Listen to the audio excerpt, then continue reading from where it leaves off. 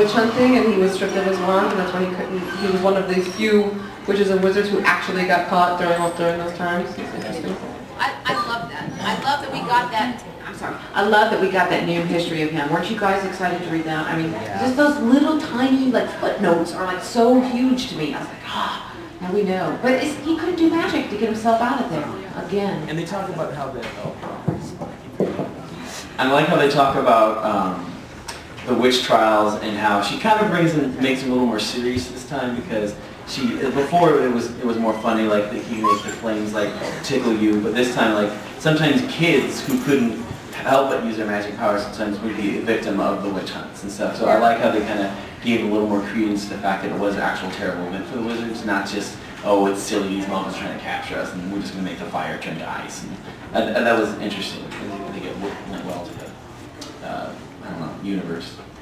Makes me wonder if Nicholas had any friends, because you'd think if he had any witches or wizard friends, they would, they'd do something to prove to clear him with magic, to try and clear him, try and do something. They're all terrified, probably.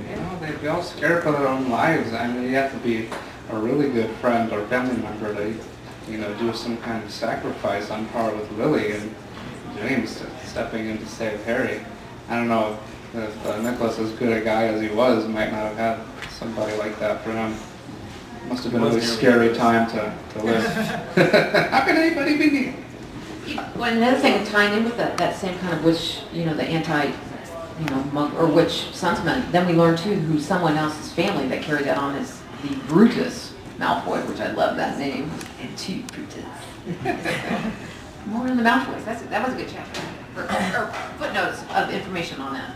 Like especially when you wrote. Well, Dumbledore, I mean, can we all just pause and admire Dumbledore's amazing, well, J.K. Rowling's, but in this instance, Dumbledore's amazing wit when he says that Lucius went on a long campaign to remove him as headmaster of Hogwarts, but he went on a long campaign to remove Lucius as Voldemort's favorite Death Eater. And I think Dumbledore succeeded too, but at the end of the book, he wasn't the most important Death Eater, so Dumbledore 1, Lucius 0. Sure, what did you think about the way that the warlock was clarified? What a warlock means.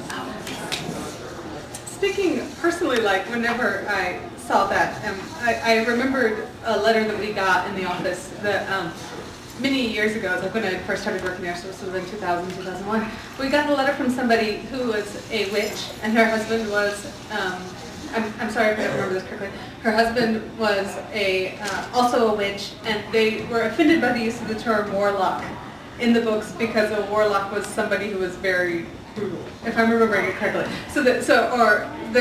They did not like the use of the way it was used in the book, and they wanted us to pass this on to J.K. Rowling and have her change it. And so whenever I look at this note, that's what occurs. The way many people have asked us to have J.K. Rowling change various things that they found offensive in the course of the books.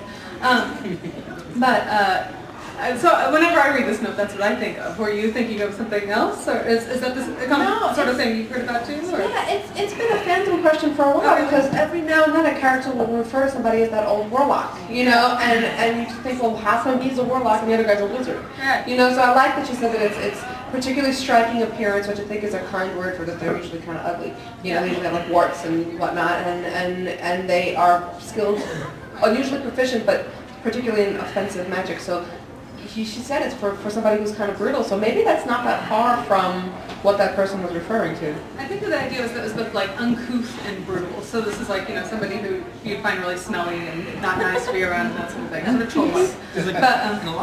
In a lot of other fiction, warlocks are typically evil, and so that's a nice translation of it as well. Yeah. I mean, that's one of the things I loved about this is that it felt, when I was reading this for the first time, there's just all these little bits throughout where you're like, you get a different light on somebody, or you get one more fact that you hadn't known about before. Or, for instance, the Hogwarts theatrical history with the Fountain of Fair Fortune. And why they don't do pantomime at Hogwarts anymore. Yeah. Were you not all thrilled by that? Yeah, sum that up. Okay, there was have you ever done like community theater or high school you were in a play, and then there was a disaster with the set, and who is our set person? None other than the special effects man?